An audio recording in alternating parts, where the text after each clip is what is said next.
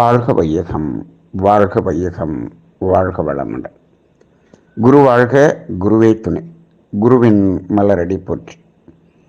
சிந்தனையை உடல் நலத்தை சீரமைத்து உய்வித்த குருவே வாழ்க. தியானமே யோகம், யோகமே ஞானம். தற்கொலை, அதாவது உடல் உயிர் இணைந்து பிறப்பெடுத்திருக்கின்றோம். இந்த உடல் உயிர் என்பது ஏதாவது ஒரு காலத்தில் இயற்கையாக பிரியத்தான் போகிறது.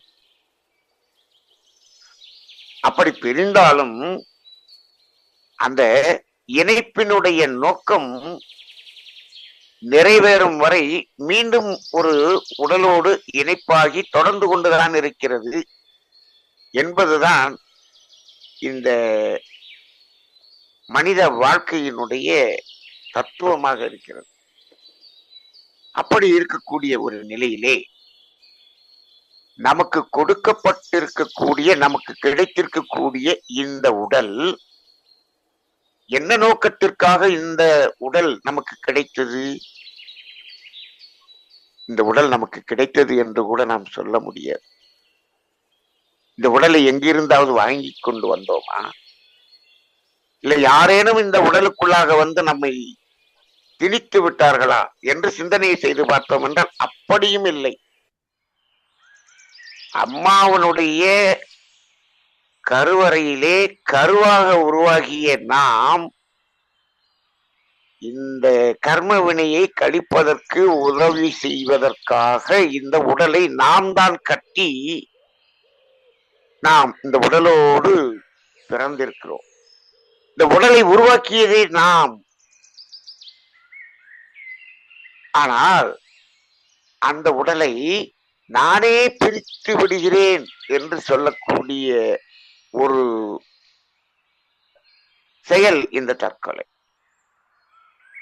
அப்ப நாமே அந்த உடலை உருவாக்கிவிட்டு நாமே இடையில் அதிலிருந்து பிரிக்கின்றோம் என்று சொன்னால் எதற்காக உருவாக்கினோம் என்ற அந்த தத்துவத்தை மறந்து விட்டோம் என்பதுதான் உண்மை.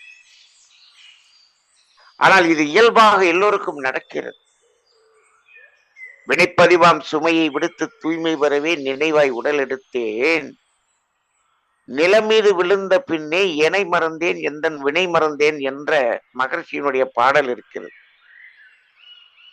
அந்த வினை என்ற ஒரு பதிவுகளை கழிப்பதற்கு இந்த உடல் இல்லாமல் கழிக்க முடியாது என்பதை உணர்ந்த பிறகு இந்த உடலை நான் தேர்ந்தெடுத்து கட்டி வெளியில வந்தேன்.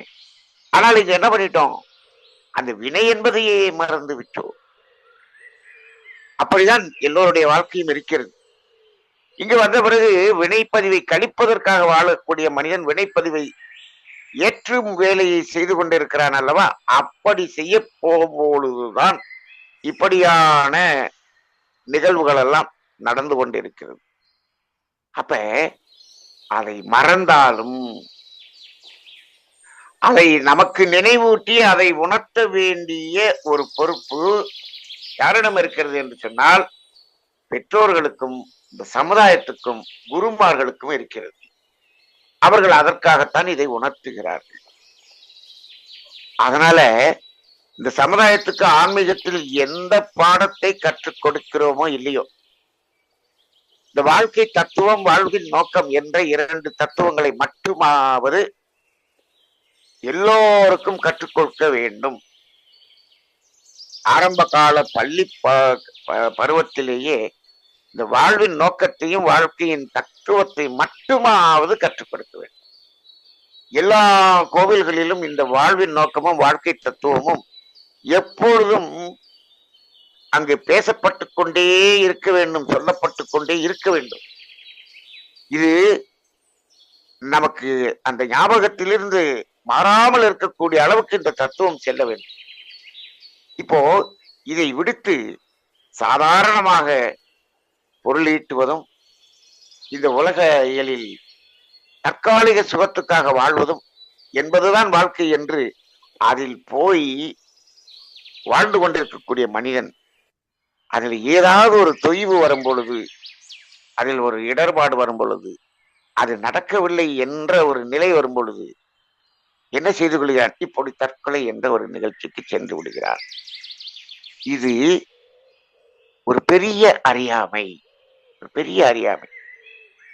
இன்னும் சொல்ல வேண்டும் என்று சொன்னால், இவன் எந்த ஒரு நிகழ்ச்சிக்காக ஏதோ ஒன்றை பெற முடியவில்லை என்று தற்கொலை செய்து கொள்கிறானோ, அவன் இன்னும் சிறிது காலம் அந்த அவமானங்களையும் அந்த துன்பத்தையும் ஏற்று வாழ்ந்து கொண்டிருந்தான் என்று சொன்னால், இவன் எதையெல்லாம் அடைய வேண்டும் என்று நினைத்தானோ அதை விட அபரிமிதமாக அடையக்கூடிய ஒரு நிலை இதே பிறவியிலேயே அவனுக்கு கிடைக்கும். ஆனால் அந்த அது நமக்கு வராது என்ற ஒரு முடிவுக்கு வந்து விடுகிறான். இந்த இடத்தில் ஏன் இந்த முடிவுக்கு வருகிறோம்? இதற்கான காரணம் என்ன?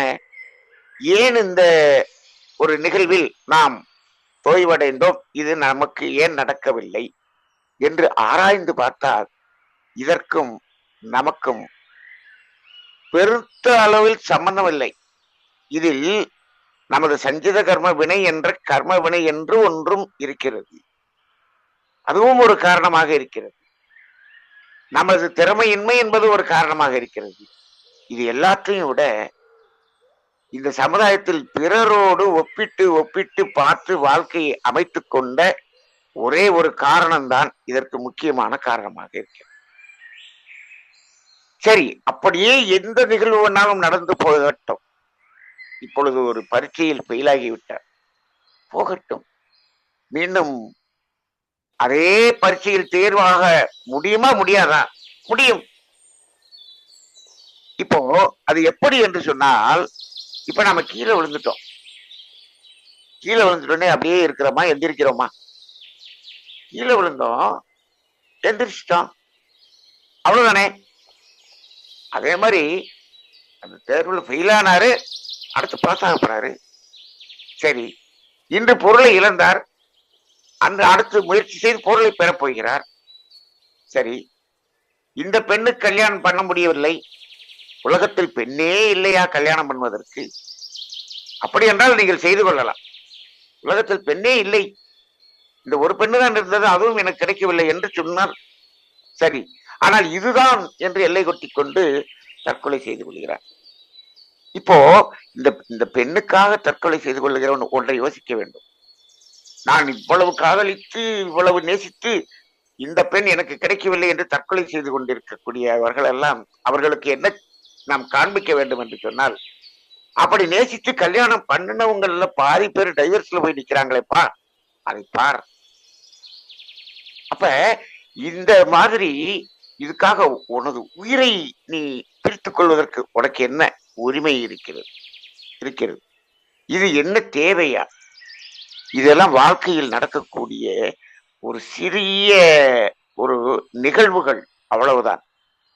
ஆனால் இது எல்லாத்தையும் மனிதன் என்ன பண்றான்? அவமானமாக திணித்து விட்டான். அவன் சும்மா இருந்தாலும் சுத்தி இருக்கவங்க எல்லாம் இது அவமானம் என்று சொல்லுகிறார். ஒருவர் பொருளாதார நிலையில் மேலே வந்து விட்டார், அந்த பொருளாதாரத்தில் தொய்வு ஏற்பட்டு பொருளாதாரமே இல்லாத நிலைக்கு வந்து விட்டார்.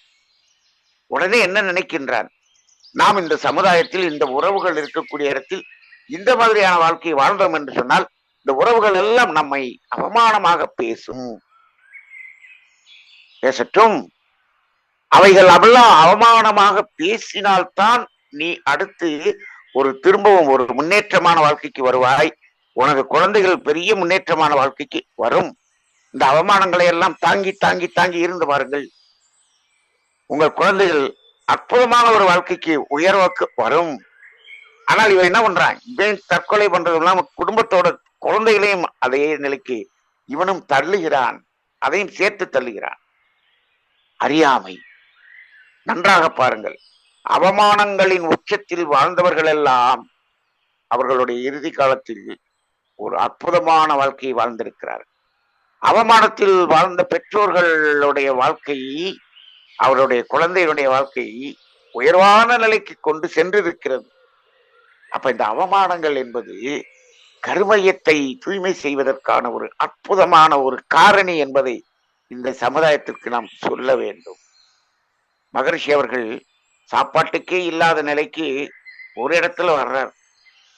ஒரு காலத்தில் அவ்வளவு வசதி, அது எல்லாம் போய் இந்த நிலைக்கு வருகிறார். அந்த நிலையிலும் நான் இன்முகமாக இருந்தேன் என்று சொல்லுகிறார். எப்படி முடிந்தது? அது அதுதான் புரிதல் என்பது மட்டுமே.